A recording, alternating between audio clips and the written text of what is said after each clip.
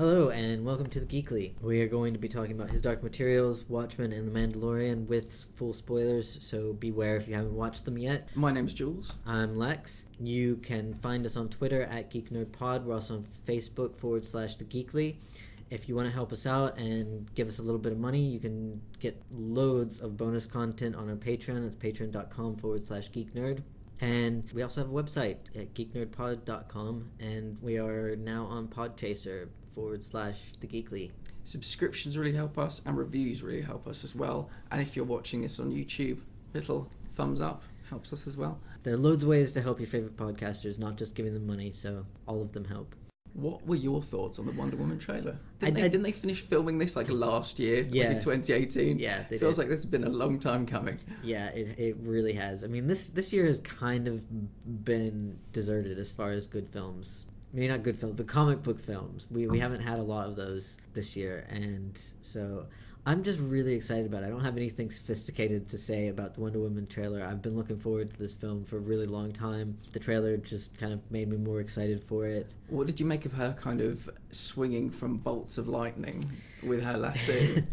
Well, as we know, lightning can kill Amazons. Donna Troy, you will be missed. Yeah. There were a lot of really cool effects in this trailer, and I'm a little bit concerned about how they're gonna weave Steve Trevor into the storyline. I won't pretend I'm like a super huge Wonder Woman fan, but I think let him die. Just keep him dead. I just wish they hadn't. I mean, it was inevitable they would bring him back. I mean, well, I feel like he's gonna die again. I think. I mean, I don't know if he's like a hallucination or something, but I just hope he isn't alive and will live on beyond this. Well, I think it's some kind of time travel thing, because at one point in the trailer she's walking around instructing him about things, and it's kind of a nice reversal from their first encounter in the Wonder Woman film. Presumably he's somehow ended up in the future and then we'll have to go back, or he'll end up dying again, and I just kind of feel like we've done that already. I mean, I wasn't hugely invested in their love story to begin with, because it wasn't a very well developed love story. Basically, like, the first man she ever met, and she fell in love with him, and then he died, and she decided that she wasn't going to have anything to do with humanity ever again. So yeah, that's kind of the only thing I'm not really that psyched about, is having Steve Trevor back. I would agree with that. Pedro Pascal is the villain, and we've been watching The Mandalorian for the past 5 weeks, where he's playing kind of an anti-hero. Yeah, I mean, what would you make of the character? Any thoughts? We don't particularly get that much of an insight into who he is or what he's about. Yeah, I mean, I have no idea. I'm not really... I've never read the Wonder Woman comics. Yeah, me neither. So I don't know anything about any of her villains whatsoever. So, I'm just kind of going into this expecting a really great film, and hopefully it'll deliver. Yeah, and I hope the next trailer we get to see Kristen Wiig kind of as Cheetah. Yeah, I was hoping for that in this trailer. As we got like a brief sort of glimpse of her, and it did, even like the brief glimpse we got, it doesn't even really sort of indicate that she's going to be a villain. Do you know what it felt like to me? It felt like Selena Kyle from 1992's Batman Returns before she has the transformation. She's the kind of blundering... I don't know quite how to describe it. The librarian effect. Yeah, you know? Something like that, yeah. Give her frizzy hair and put on some glasses, and just all of a sudden she's... Yeah, total nerd, and then the next time we see her after her transformation, she'll be like this bombshell, etc. Okay, should we start with The Mandalorian? This was a fairly unexceptional episode and kind of a bit boring. Yeah, I'm about to go on a rant, so do you want to put on your little face mask? This show is arguably the most ambitious TV show ever made in terms of aesthetics, and I am absolutely gobsmacked by the lack of ambition in terms of the stories that they are telling episode by episode in this show. I said, I think 2 weeks ago, I was worried it was becoming formulaic. Last week I said, I'm really worried this is becoming formulaic. This week, we're on a different planet. Here's the job to do in this episode. Here's the bounty hunter that you're either going to be killed by or you have to interact with in some way. Every episode, that's kind of what we're getting. Last week it was the train up the villagers. What did you call them? The ragtag bunch. Yeah. This week it's train the young bounty hunter, who obviously was going to turn on him when somebody mentioned kind of money and power and influence. I'm also surprised that it's episodic instead of serialized, if that makes sense. At the end of every episode, it feels like tabula rasa, like a complete reset. And if Baby Yoda wasn't in his ship, I would even... That's the only thing. That's the only bit of like connective tissue from one episode to the next. It looks so beautiful. And why are they telling the same story every episode? I'm really frustrated by it. Yeah, I mean, like, the only note I have, like, verbatim is fairly unexceptional episode, maybe even a little bit boring, but still looks superb. Oh god, yeah. I mean it's the best looking thing on TV, bar none. Watchmen is the better show, but it doesn't look as good as The Mandalorian, does it? No, it doesn't. It probably doesn't even have, even though it's on HBO, probably doesn't have half the budget per episode, maybe even a quarter of the budget per episode. I mean, you're a doctor of stories. I mean, what's going on with the storytelling? I mean, is it just me, or is this the most formulaic show on TV? It is. Like, it started off fairly strong, and it looked like it was going to go somewhere good, and then they just fell into this trap of, like, it's kind of like they decided, oh, well, people really liked this story, so let's just keep telling the story over and over and over again, so they'll keep liking it. Yeah. Instead of actually, there's a thing we always used to tell our students, and that we got told as creative writing students, is that you should always take risks. And this show is not taking risks. It's staying in very, very safe territory. And actually had this discussion in relation to the film Knives Out. Not taking risks in your storytelling, even if the risks go wrong, is bad storytelling. That's just the end-all, be-all there. And you can disagree with me all you want, but you're wrong. It's in the risks that we actually get character development, that we get plot arcs, that we get conflict, momentum, tension. You've got to keep raising the stakes. You've got to keep, yes, this is genre television, and people get really upset if you don't include the generic elements in genre media, whatever form it takes.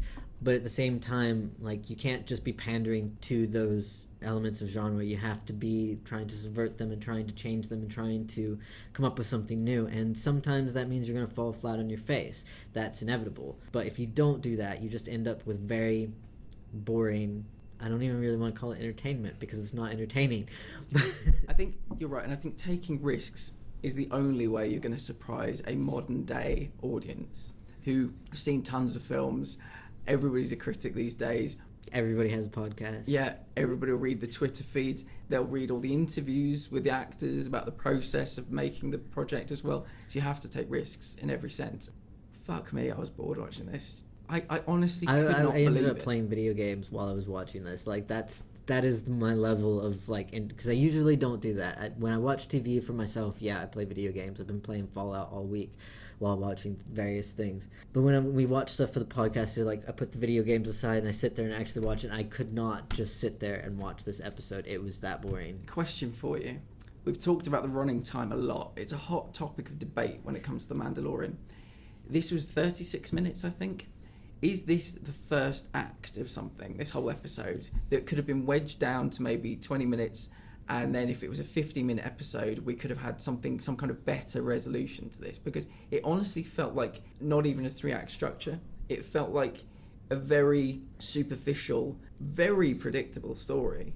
Yeah, I mean, even the characters are fairly stock. Like the mechanic who's trying to con him out of more money. Yeah. And Amy Sedaris, great bit of casting, love her, she's so good. But yeah, just the most one-dimensional character. And Baby Yoda, just the ship wasn't locked. Baby Yoda's just walking about. She picks him up. Kind of holds him hostage. Yeah. In a very benevolent kind of way. Him and this bounty hunter go out to see to try and catch Fennec Shand, cast by Ming-Na Wen from Agents of S.H.I.E.L.D. Great bit of casting again.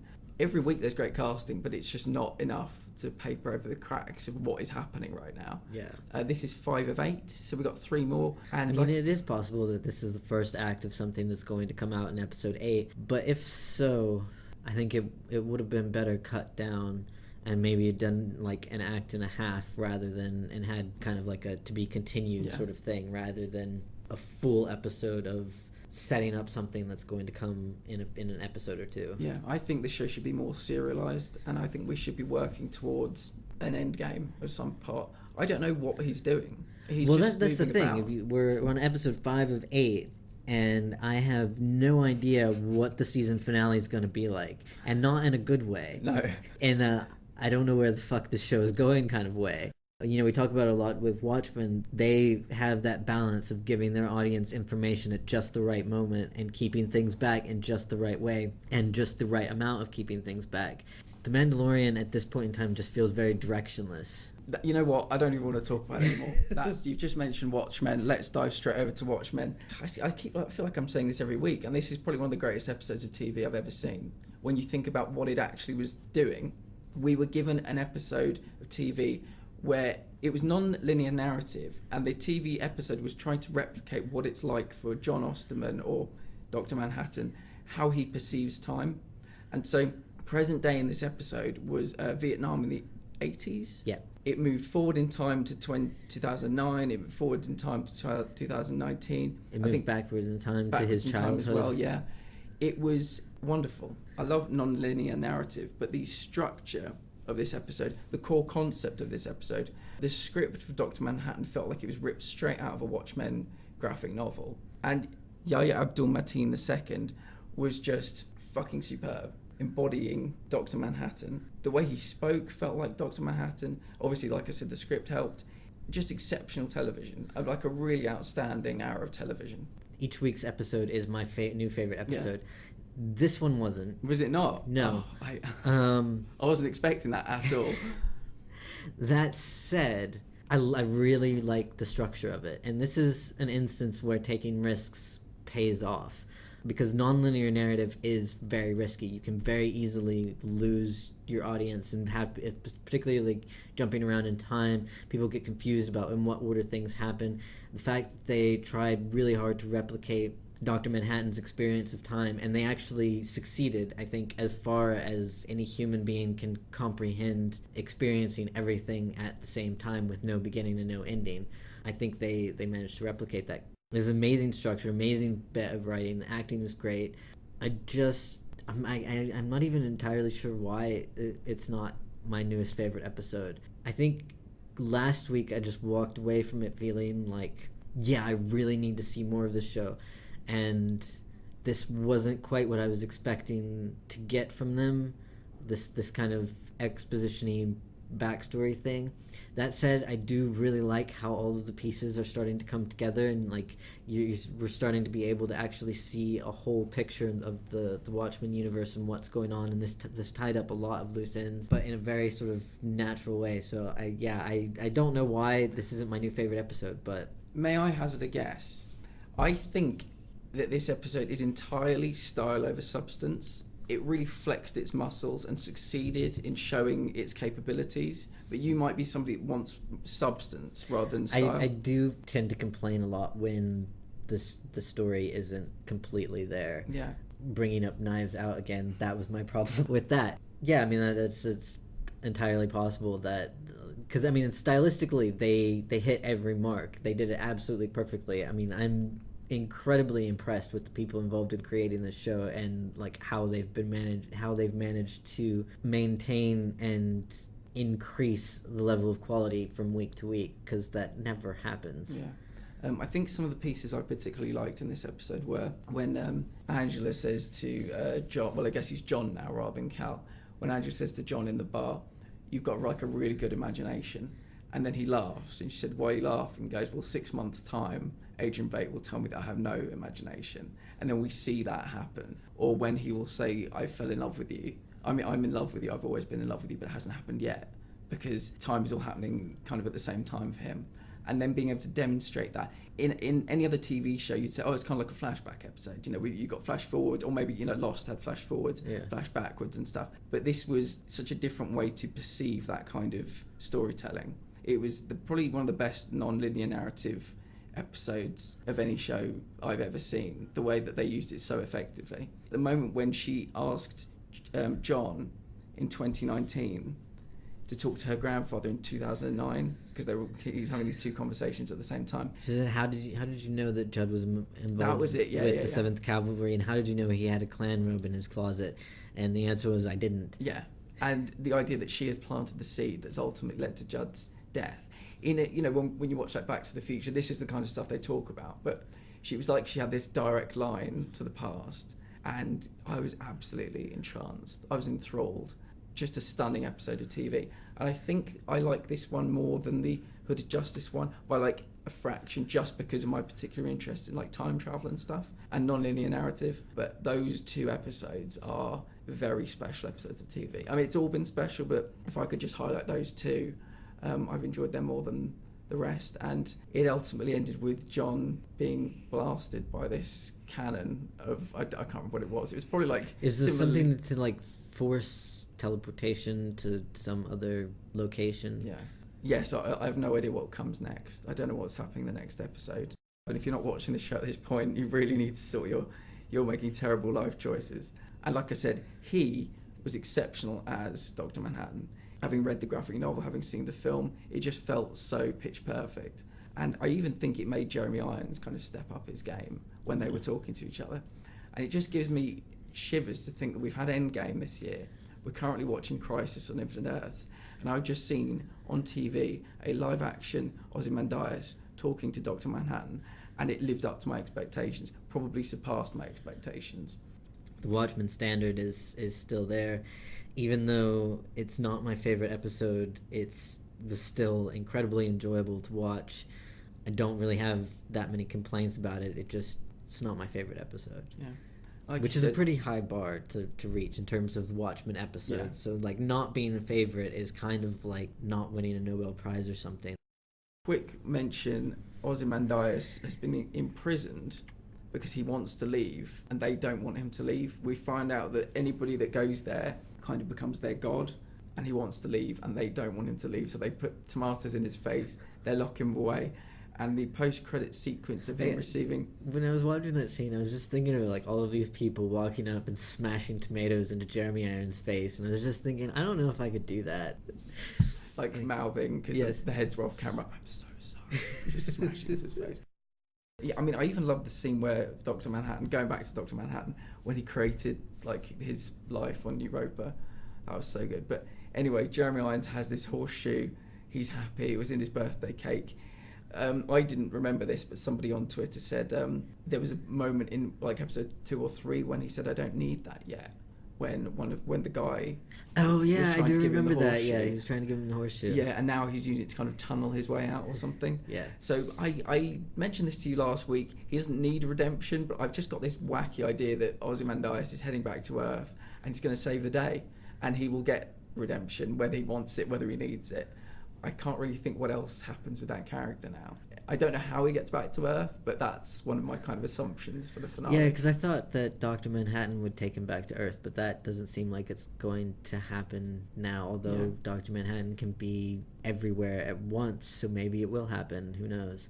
You know, for me, they wouldn't even have to resolve the Ozymandias storyline. Like, it's just been fun to watch as these like little vignettes in between the like very serious stuff that's happening. If they do bring him into the greater storyline, great. If he gets redeemed, I'm on board with that. Like, I mean, at this point, I have full trust in the creators of The Watchmen. In a way that we never have trusted in anything with anyone ever on TV. Yeah, it's astonishing. I'm completely confident that they're going to continue to deliver high quality, that the story is going to be satisfying, the characters are going to be really compelling, and I'm going to be happy to keep watching it. I mean, do you think being on Europa for 10 years, between 2009 and 2019, and everybody loving you, do you think... I can't remember his explanation for why... I think John described it as a heaven, and he said, "Send me to heaven, John." And now, over the last couple of episodes, he's described it as hell. 10 years of just being loved and adored by everyone. Do you think that would send you mad, or do you... Oh, yeah. Because, I mean, the clones, they kind of lack free will. And so it's not just that, like, they're adoring him, but he has to actually direct them to do even the most simplistic things, and they kind of fail at that. So spending 10 years with those particular clones would drive me crazy. Yeah, I think I'm going to try and watch the whole thing before the finale next week. Just really good TV. Don't know what else to say. Really enjoyable stuff. Let's move on to his Dark Materials. I've just got to say right off the bat, I've actually written it on my notes. I wanted to say great music throughout this whole episode. I never talk about the music in his Dark Materials, but I think at the end they did. It was quite a famous piece of music. I can't remember, but as the balloon is flying. So there's that to kick things off. I mean, what were your thoughts on this episode? This might be my favorite episode of the season. Interesting. I was just really impressed with it. The moment where Ma Costa like breaks the guy's neck, she is vicious. I love a neck break. I love one of those neck breaks as well. And it was kind of so unexpected as well. Like, in general, the whole brutality of that fight, I didn't expect it. I guess because it comes from a kid's book.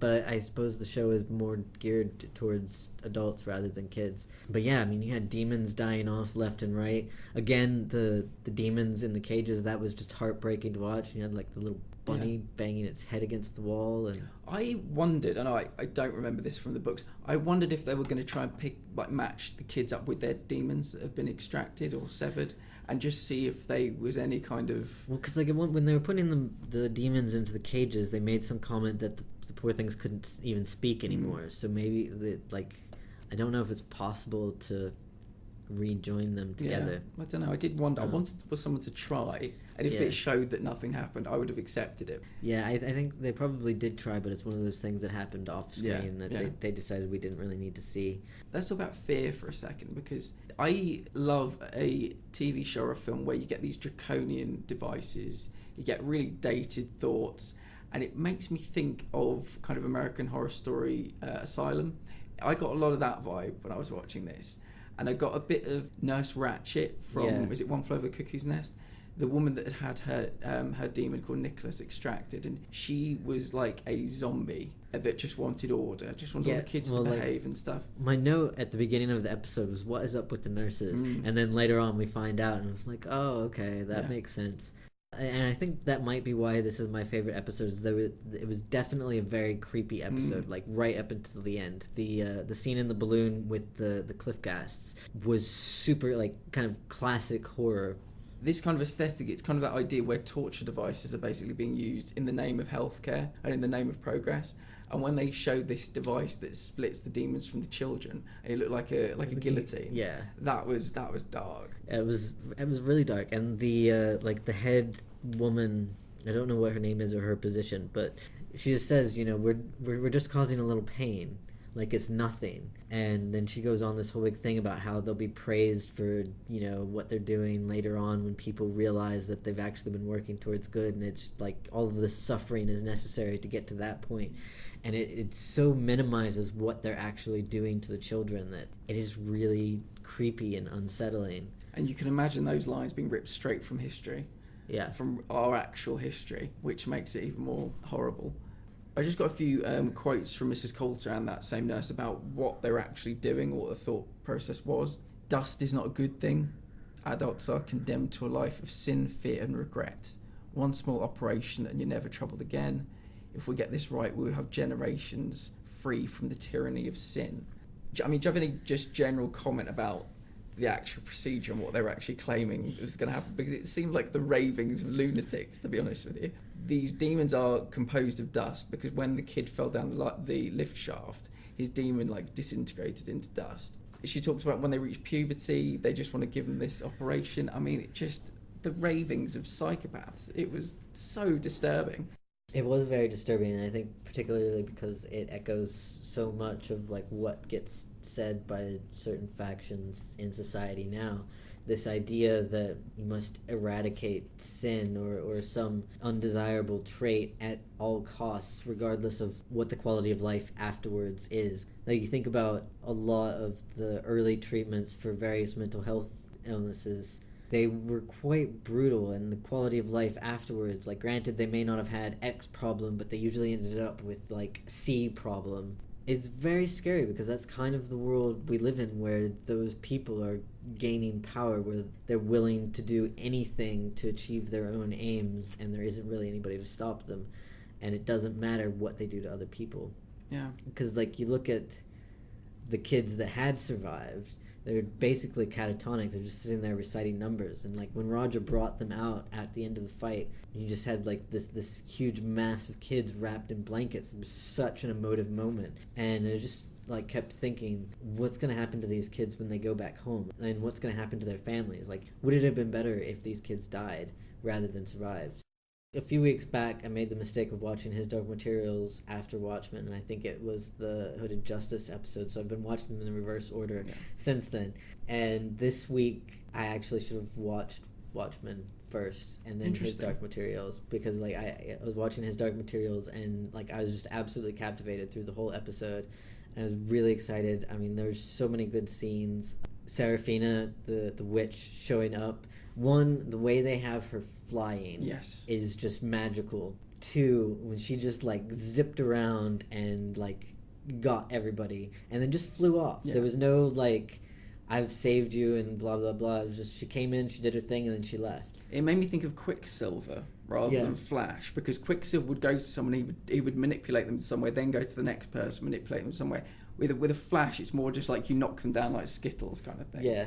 When she did that, and when she took all those people out one by one, and I think she stabbed one, she like maybe broke one's neck or something, that was fantastic. That was excellently done. And yeah, it was really possibly my favourite moment of the episode. I enjoyed that a lot. It was a really brilliant moment, and like it was so beautiful to watch. Like it looked really elegant for what was happening. I mean, she was essentially like killed like 15-20 people in the span of a few seconds, but she did it so gracefully and like so fluidly. It was just really well done. I had to check that it wasn't, is it Lena Headey that plays Cersei Lannister? Because when she was talking to Lee Scoresby in the balloon, her face is very similar, her voice is very similar, the way she moves her mouth is very similar.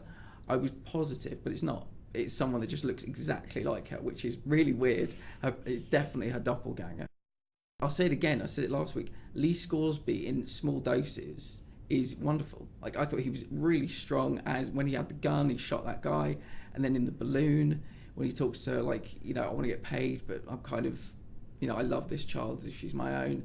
That was great. So he's definitely, I've warmed to him over the last couple of episodes. They've toned his character down a bit since the first episode. And given him a little bit, made him less like smarmy con man and more like actual three-dimensional character, which I think has definitely helped in his portrayal. Yeah, it's been more scalpel than sledgehammer with him over these last couple of episodes, which I've enjoyed. Just knowing when to use him and how to use him. He was a bit overpowered in that first episode. Just a bit. Yeah. I think they wanted to make like a grand entrance for him, and they just like, hey, look, we got Lin-Manuel Miranda in this little old BBC production. Look at us. And then the very final thing, they're defending the balloon from, what are they called? Cliff ghasts. They're fighting them off, and Lyra falls. Yeah. Out of the balloon. 2 things. I love that balloon. Second thing, there's a polar bear, an armoured polar bear, no less, in that balloon with 2 children, a hare, and a man. And 2 other demons. Oh, of course, 2 other demons. I'm surprised no one's been crushed yet, and I'm surprised that the balloon had got off the ground.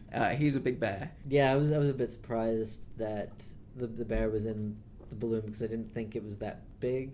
But speaking of the scene where the balloon scene, I had kind of wanted the episode to end after the witch thing. Like, I think similar, yeah.